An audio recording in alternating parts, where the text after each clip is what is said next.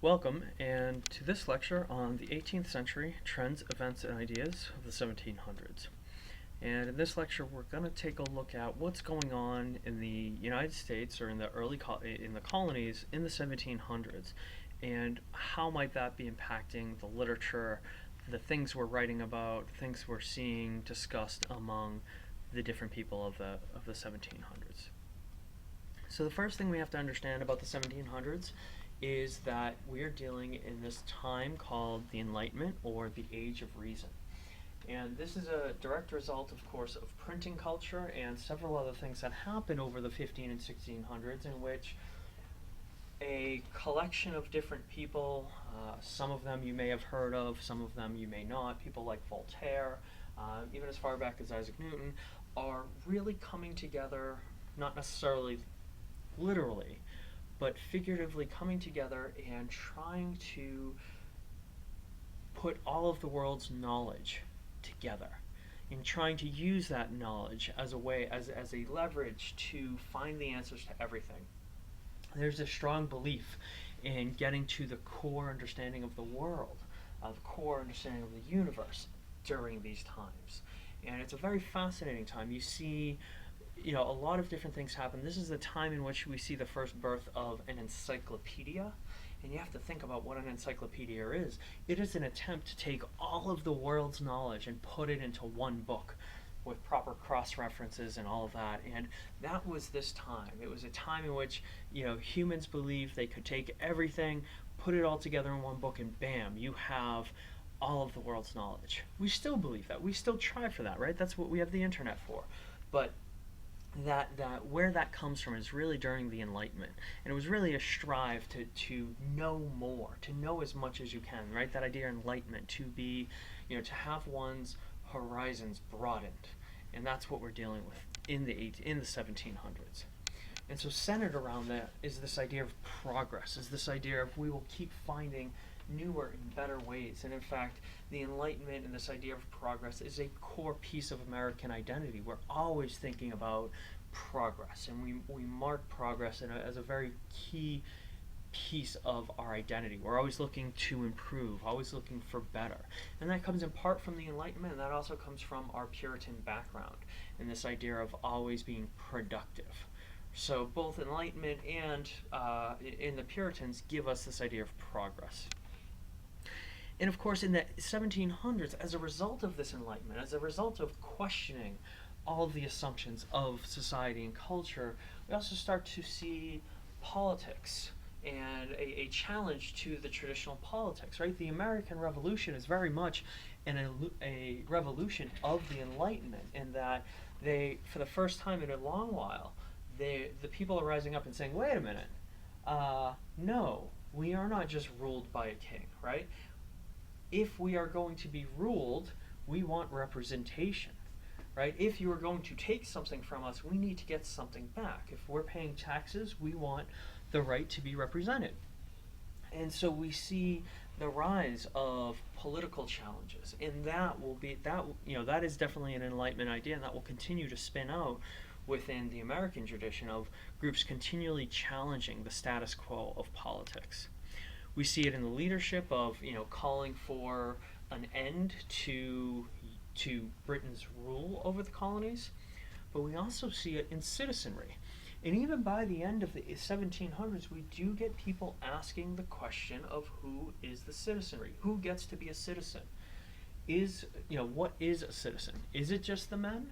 Because if you're saying it's just the men, then that's less than 50% of the population will actually be in charge of whatever it is that the United States decides to be, and that was a democratic republic.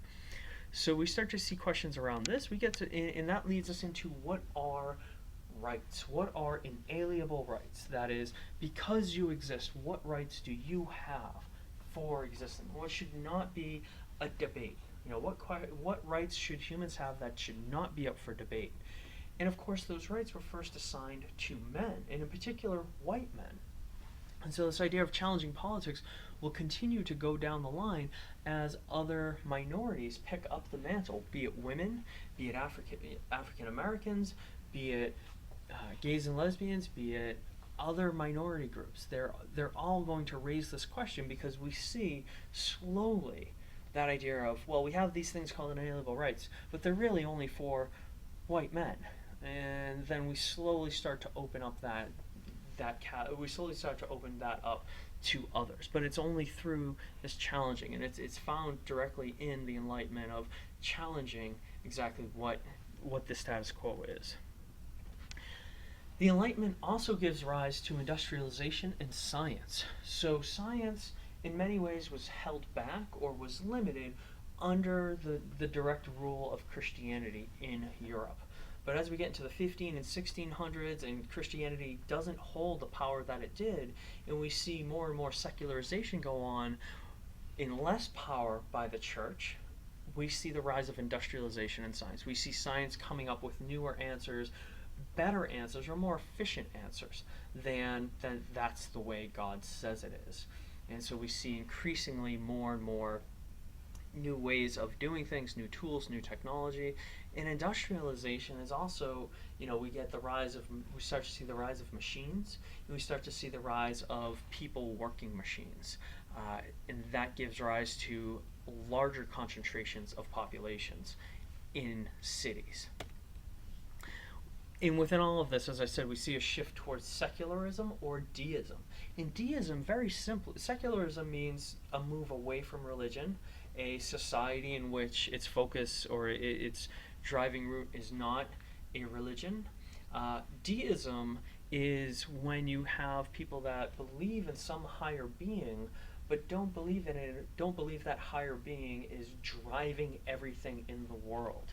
You can kind of think of, somebody that's a deist, and many of the founding fathers of the country were deists. Thomas Jefferson was a deist, and their belief was, yes, there is an almighty being, I have no doubt of that, but I don't believe he's sitting, and it was a he. They all believed, if there was a God, it was a male God, but they did not believe that the God was sitting there watching over their everyday lives and weighing their sins and their good deeds, but was a more removed, was a more abstract God.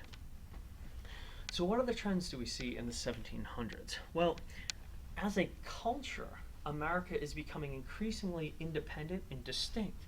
That is, they are no longer they used to be kind of Europe, just in the Americas. But now they're starting to really develop their own culture, their own ways, their own dialect.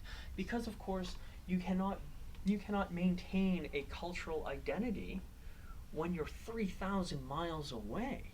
Because that's what Britain is. Britain is 3,000 miles away. A round trip to Britain and back is going to be at least 2 to 3 months. You can't maintain a cohesive identity over 200 years that way. And so you see America start to develop its own identity. You also see a population boom, right? In 1700, there was 250,000 people in the Americas, in the colonies that were here. But by 1800, 5 million, right? So that population grew by 20. Multiplied by 20. This population grew. This means we see a lot more people, now we start to have intergenerational people. We have people who can say, my great grandparents were here, where other people are saying, well, I just got here. And so we see a lot of diversity in that. We see a lot of differences going on, and a lot more rich, smaller culture developing that's different from what's going on in Britain. We also, again, see increased literacy. This is a byproduct of not just the industrialization and not just the Enlightenment, but again, that printing press and that the continual refinement of the printing press, the improvement of the paper that's being used. More and more things are being printed. More and more places are opening printing presses, right? In the Americas, you start to see, particularly in the American colonies, you see the rise of printing presses, and there's a strong correlation in the rise in printing presses and also what goes on in the American Revolution, because the American Revolution is in part driven by written literature, whether it's the Declaration of Independence, Thomas Paine's Common Sense, the writings of Ben Franklin. All of these things are being written and published, and there's a large reading audience to receive it. And within that, we start to see Americans developing an American voice. That is, that we start to see just very small indicators of something uniquely American about the writing.